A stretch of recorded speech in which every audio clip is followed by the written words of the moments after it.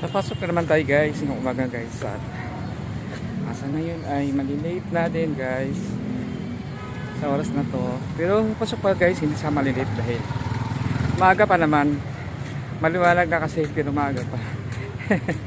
Kayang kaya pa sa oras. Thank you so much guys for watching.